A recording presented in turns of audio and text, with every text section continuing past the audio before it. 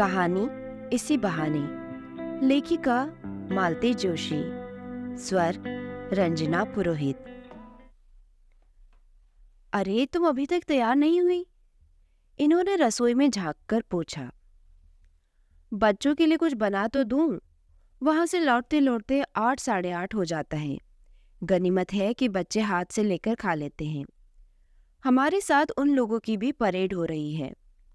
वहां से लौटकर मुझे इतना डिप्रेशन हो जाता है कि बच्चों से हंसना बोलना ही भूल गई हूँ। मुझे भी वहां रोज रोज जाने का शौक नहीं है, पर देखती तो हो भाभी और बच्चे कितनी आतुरता से हमारी प्रतीक्षा करते हैं। हम लोगों के जाने से उन्हें कितनी राहत मिलती है। सो तो है, मैंने कहा और तैयार होने चली गई। तैयार क्या होना था, दिन भर की मूसी हुई साड़ी भर बदलनी थी। नहीं तो मौत के घर में कुछ भी पहनकर जाने से चलता है। उस वातावरण में कपड़ों की ओर कौन देखता है। कहीं भी गमी में जाना हो तो मेरे मन में एक हौल सा बैठ जाता है। न घर में रहते बनता है, न जाने के लिए पांव उठते हैं। हरीश भाई साहब कहने को इनके दोस्त थे, पर दोनों में भाइयों सा प्रगाढ़ स्नेह था। इतने दिनों में ममता से भी मेरा बहनापा हो गया था, इसलिए रोज जाना जरूरी हो गया था। रास्ते में हमने सब्जी खरीदी, दूध और ब्रेड के पैकेट्स खरीदे, जुकाम खांसी और पेट दर्द की दवाइयाँ खरीदी। घर चाहे मृत्यु का हो, पर चाय पानी खाना पीना तो होता ही है। उसी के साथ छोटी मोटी शिकायतें भी चली जाती हैं। वो हार्ट अटैक एक आंधी की तरह आया और घर की छत उड़ा ले गया। घर का एकमात्र कमाऊ सदस्य चला गया था। 3 दिन तक घर में 20 मेहमान रहे, पर किसी ने यह जानने की कोशिश नहीं की कि इतने दिनों इतने लोगों का राशन पानी कहाँ से आ रहा है, दूध कौन ला रहा है, सब्जी कौन ला रहा है। सब लोग दिन भर बैठकर सिर्फ गपशप करते रहे। महिला मंडल ममता के पास बैठकर बिसुरता रहा। ऑफिस कैंटीन के एक व्यक्ति को ये बहला फुसलाकर ले आए थे। वही रसोई घर संभाल रहा था। हम लोग पहुंचे तो घर में एकदम सन्नाटा था। हॉल में ममता और उसके देवर देवरानी भर थे। बच्चे शायद कोचिंग गए हुए थे। पढ़ाई का कितने दिन नुकसान करते। इन्होंने ही जोर देकर कहा था, बच्चों को अपना काम करने दो, इसी बहाने इस वातावरण से थोड़ी राहत पाएंगे। तीसरे के बाद अधिकांश मेहमान चले गए थे, पर हरीश भैया की बहनें रुकने वाली थी, इसलिए मैंने छूटते ही कहा, दीदी लोग भी चली गई क्या? वह तो 13वीं तक रुकने वाली थी। दीदी लोग यही एयरपोर्ट के पास सन सिटी तक गई है, ममता की देवरानी अनुराधा ने बताया। क्यों? बड़ी दीदी के आकाश के लिए रिश्ता आया था तो दीदी बोली, अब आए ही हैं तो लड़की देख लेते हैं। लेकिन इस समय दीदी लोग तो फ्री हो गई है ना। मतलब? बहन बेटी का सूतक सिर्फ 3 दिन का होता है और जीजाजी लोगों का तो सिर्फ 1.5 दिन का। मुझे इस शास्त्रीय नियमों की जानकारी नहीं थी, बस उन लोगों का वहां जाना अच्छा नहीं लगा, इसलिए मैंने कहा, सूतक नहीं है तो क्या हुआ, 13वीं तक तो रुक सकती थी ना, बाद में चली जाती। पर जीजाजी तो नहीं रुकेंगे ना। आदमी लोग काम धंधा छोड़कर कितने दिन रुक सकते हैं। जीजाजी कल ही बेंगलुरु चले जाएंगे। इंदौर वाले जीजाजी भी कल चले जाएंगे। वे कार लेकर आए हैं तो छोटी दीदी बोली कि लड़की वालों के यहाँ तांगा रिक्शे में जाना अच्छा नहीं लगता, कार में जाने से रौब पड़ता है। इसके बाद मैं कुछ नहीं बोली। एक आध बार ममता की ओर जरूर देख लिया था। वह रोज की तरह निस्पंद चुपचाप बैठी थी। उस बेचारे की तो दुनिया ही उजड़ गई थी। पहाड़ से जिंदगी और बच्चों का भविष्य उसके सामने था। उसे इस सन सिटी वाले रिश्ते में क्या दिलचस्पी होती। कोई 2 घंटे बैठने के बाद हम लोग उठे। दरवाजे पर ही उन लोगों से मुलाकात हो गई। ये क्या, हम लोग आए और तुम लोग चल दिए? छोटी दीदी बोली। हम लोग काफी देर से आए हुए थे, मैंने रुखाई से कहा। हाँ, हम लोगों को थोड़ी देर हो गई, बड़ी दीदी बोली। एक तो वो जगह काफी दूर है और उन लोगों ने जल्दी उठने ही नहीं दिया। इतनी आवभगत की कि क्या बताएं। ये तो पूछ लो कि कहाँ गए थे। छोटी दीदी का उत्साह जैसे छलक पड़ रहा था। वो सब कुछ बताने के लिए उतावली हो रही थी, बस चाहती थी कि हम एक बार पूछ तो लें। मैंने दुष्टता से उनके उत्साह पर पानी फेर दिया। अनुराधा ने बताया था, मैंने सपाट स्वर में कहा। जब पता है देवी तो ये तो पूछ लो कि लड़की कैसी है। छोटी दीदी ने ताना मारा। कैसी है? एकदम ब्यूटी क्वीन है।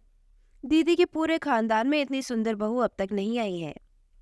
मैंने तो कहा था, लगे हाथ शगुन भी कर डालो। ऐसे कैसे शगुन कर दे? एक बार आकाश लड़की तो देख ले, बड़ी दीदी बोली। वो देखते ही हाँ कर देगा, शर्त ले लो। छोटी दीदी के उत्साह का अंत नहीं था। लौटते समय मैंने इनसे कहा, छोटे भाई की असमय मृत्यु के शोक से दोनों बहनें इतनी जल्दी उभर जाएगी, ये नहीं सोचा था। दे आर वेरी प्रैक्टिकल, इन्होंने कहा। इसे प्रैक्टिकल होना नहीं, असंवेदनशील होना कहते हैं। बेंगलुरु कोई अमेरिका है कि आप दोबारा नहीं आ सकते। हर काम का एक समय होता है। एक बात कहूं? ये बोले। लड़की पता नहीं कैसी है, पर लगता है पार्टी बहुत तगड़ी है। बंगले का, गाड़ियों का, स्वागत सत्कार का वर्णन सुना था ना। सब तामझाम देखकर इन लोगों के मुंह में पानी आ गया होगा। ऐसी मोटी मछली कोई छोड़ता है भला? तर्क शायद इनका ठीक ही था, पर मुझे अच्छा नहीं लगा। मन बड़ा खराब हो गया। फिर 13वीं भी आ पहुंची। घर में फिर से भीड़भाड़ हो गई। दोनों पक्षों के रिश्तेदारों से घर भर गया।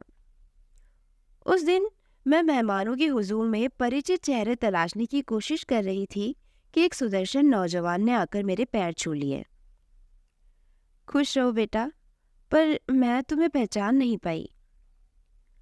अरे ये आकाश है, बड़ी दीदी ने बताया।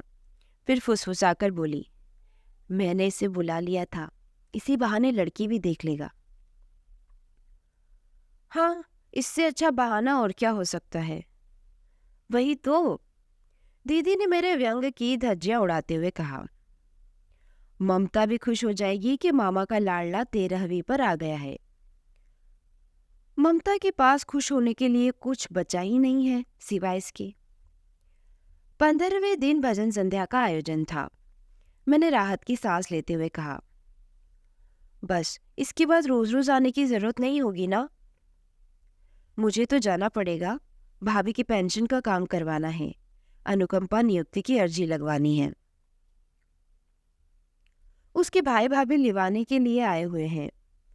मैंने कहा था महीना 15 दिन के लिए हो आए, बच्चों को मैं देख लूंगी। भाई के पास तो कभी भी जा सकती है, पर ये 2 काम ज्यादा जरूरी है। आज भी जरा जल्दी ही चलेंगे हम लोग, व्यवस्था हम ही को देखनी है।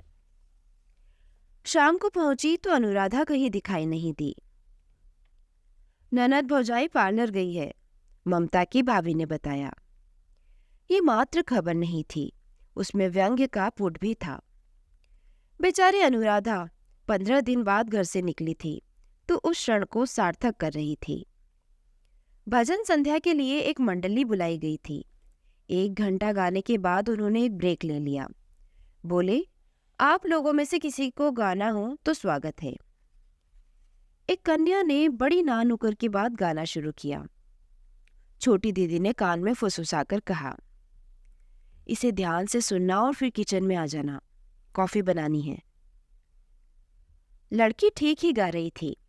पता नहीं क्यों अक्सर लड़कियां मैंने राम रतन धन पायो ही गाती है, फिर अनजाने ही मन लता मंगेशकर से तुलना करने लगता है और उस तुलना में वे कमतर ठहरती है। कैसी लगी? मेरे किचन में जाते ही दोनों बहनों ने पूछा। ठीक ही थी, वैसे आवाज खास नहीं थी, पर गाना ठीक ठाक गा रही थी। पागल, छोटी दीदी चहकी। तुमसे गाने की समीक्षा करने के लिए किसने कहा था? लड़की कैसी लगी? अब मेरी ट्यूब जली। क्या ये वही लड़की है? हाँ, बड़ी दीदी ने कहा। मैंने उन लोगों को भी निमंत्रण दे दिया था, सोचा इसी बहाने सब लोग लड़की देख लेंगे। औरों का तो ठीक है, पर ममता अभी बाहर नहीं जा सकती ना। जैसे ममता आकाश की दुल्हन देखने के लिए मरी जा रही हो। मैंने कहा, दीदी अब तो जीजा जी को बुला लो और लगे हाथ सगाई भी निपटा लो। मेहमान सब आ ही गए हैं। इन मेहमानों का मैं क्या करूं? मेरे ससुराल वाले भी तो होने चाहिए। तो उन्हें भी बुला लो ना। नहीं रे, अभी 1.25 महीने तक इस घर में कोई शुभ कार्य नहीं हो सकता। सगाई अब अपने घर जाकर ही करूंगी। इसी बहाने लड़की वाले भी मेरा घर देख लेंगे। और तुम लोगों को भी जरूर आना है। सगाई में न सही पर शादी में जरूर आना। मेरा मन हुआ कि कहूँ, दीदी शुभ कार्य का निमंत्रण अभी इस घर में क्यों दे रही हो? फिर सोचा कि दीदी तो शुभाशुभ की कल्पना को कब से पार कर चुकी हैं। दोस्तों, कहानी यही समाप्त होती है। अगर आपको कहानी पसंद आई हो तो प्लीज़ मेरे चैनल को लाइक, शेयर एंड सब्सक्राइब ज़रूर कीजिए। आपका बहुत बहुत धन्यवाद।